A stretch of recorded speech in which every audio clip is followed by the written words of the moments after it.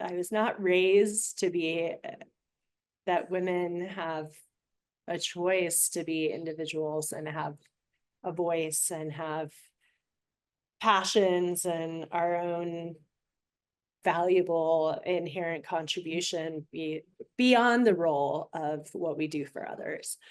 And which I think really led me to have some experiences that were really difficult, and staying in a relationship that I was being abused. I didn't even realize it was abuse actually until like 6 years into it. And I finally got injured, and then it was like, oh, this is abuse. He didn't actually hit me, so it's not abuse, like until he actually threw something at me that injured me. And but that experience of healing from domestic violence and realizing that uh, realizing that I didn't have a voice, that I didn't have a right to even be safe. And and I and so I like finally woke up to like, oh, I have a right to be safe. I have a right um to have my own choice and volition and power. Yeah, I mean, power didn't even factor into it at that point. It's just like, I have a right to be safe, and I have a right to not be humiliated and told that I was a problem and gaslit. And so I ended up leaving, and then I out of that experience, I began my own healing journey and really realizing that I had experienced a lot of trauma, not just that, but like lifetime of traumas, and really from really early childhood. And all of those resulted in patterns in my body and my nervous system that made it really hard to be present, made it really hard to regulate my emotions, and um, made it really hard to take action into creating my life, my career, stepping into like my gifts, my contribution to the world. So once I realized that that I had a way, that there was a path towards healing, I started like really taking that on and exploring it. Um and out of my experience of being victimized, and I hate that word, experience being a survivor of domestic violence, I realized that um I really wanted to help. And as I was, taking my journey out of that, or, stepping out of that phase of my life, I really wanted to help other women. And I was seeing a whole pattern of societal pattern of disempowering women, robbing us of our voices and our choice, even like equal, equitable, um, like wasn't until recently that women actually weren't considered property, legally. And domestic violence wasn't actually identified as a problem until like the 70s. Um, it was like okay for women to be treated however their partners wanted to treat them, especially in the context of marriage.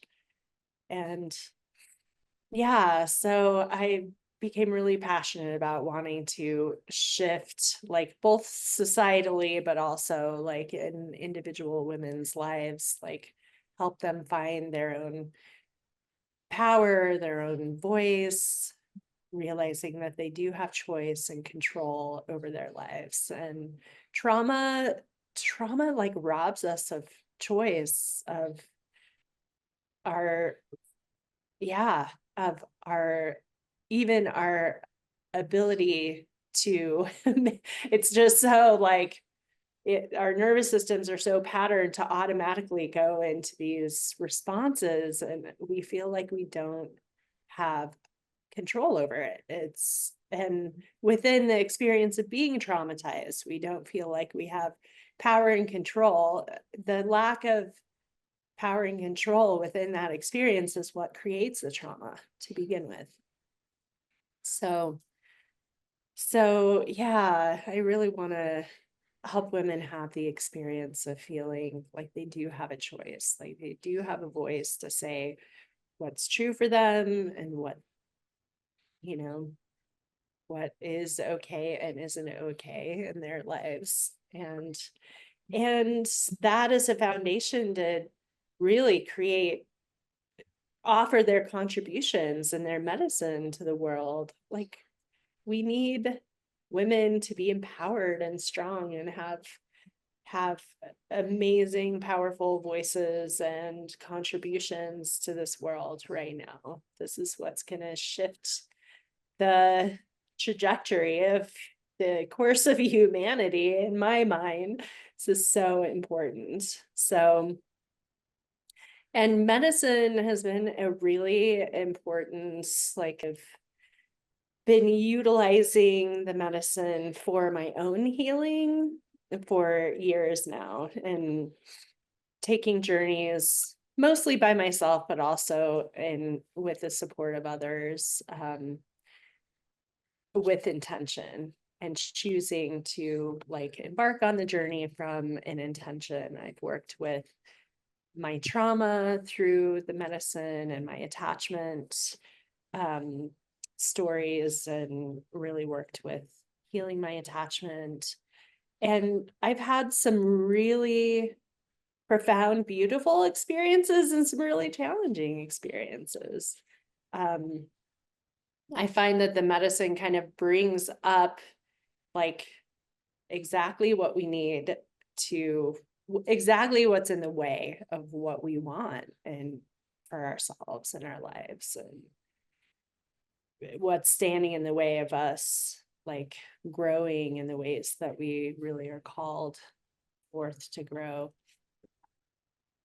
So yeah, and every time I've just been able to, I find like the more we can surrender to, like, there really is a healing intelligence within this plant. It's like alive. It has a spirit, and we can commune with that. I feel so strongly that building a relationship with a medicine is key to its healing power, and really opening ourselves to the communion and the connection with the plant, and making ourselves available to its healing medicine.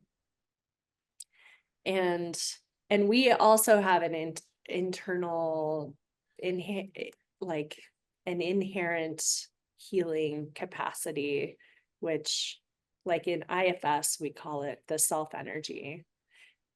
It's like our essential nature, or our inner healing intelligence. There's so many different names, or we can call it our souls or our spirits, or but there's this wisdom within us that if we really focus on connection with that, and creating space in our systems to connect with that, and that with that like healing force along with the healing force of the medicine, it's like they partner up and give us the experience that certainly beyond the mind of anything that we could like conceive of. We get exactly what we need, and it can be harrowing sometimes. And so just preparing ourselves for like, and no matter what the experience is, we have what we need within us to face it, to work through it, to yeah, to integrate it.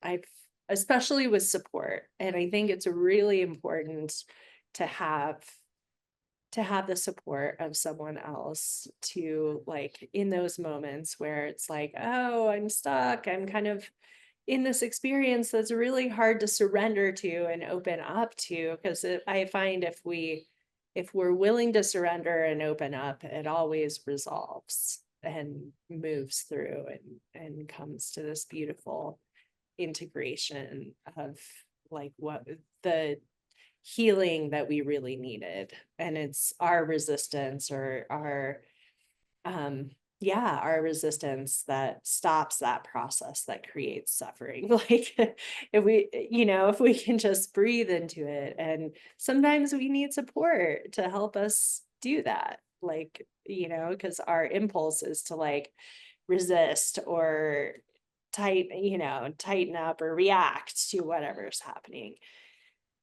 So that can be, yeah, that's so helpful and really profound. But so coming back to my experience, I've really worked through a lot of my own traumas and from I find that the medicine accelerates the process of healing. Like, IFS is really powerful, and we can create huge headway in working with our parts and really getting in touch with the tenderness and the pain and the, underneath the surface. But that, in conjunction with medicine, is, I mean, medicine can give us this, like, big picture, like, not only our,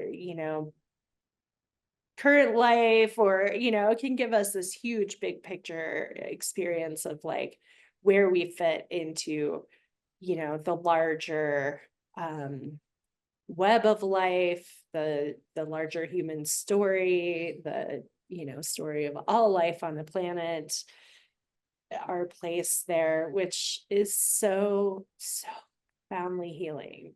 Because I think that one of the things, and with as many people as I've worked with over the 12 years of my work with people, one of the most painful experiences is feeling separate. It's feeling separate from humanity, from others, from ourselves. We feel disconnected and separate, and that is, like, and alone. And that's, like, one of the fundamental traumas, I think, that humanity experiences. And, like, experience that as almost a loss of love or a lack of love. Like, and from those of us that have experienced really significant attachment wounds, it's like, yeah, there literally was not enough love in that attachment.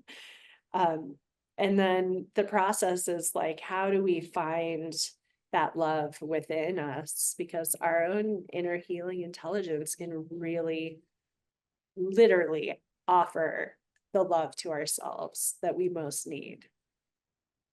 And when our parts can feel that and can feel that care, everything changes. It's so profound. Yeah, I mean, that was probably the most profound experience of healing my attachment wounds, and why I absolutely love IFS. And then, with the medicine, it's like, you're not only experiencing love within yourself for yourself, you're experiencing the love of all life, of all creation, and, like, feeling connected to that. And it really is the mystical experience, like, through the research and what we found, the mystical experience of feeling connected to life, to, feeling connected. That unity experience, that, like, oneness experience, is one of the most profound healing aspects. It's like so profound. And there is a correlation of, like, those oneness mystical experiences with, like, outcomes, with you know outcomes of success, and those experiences actually like profoundly changing people's lives, and those changes lasting indefinitely and off on into the future, is that experience of feeling connected to all life.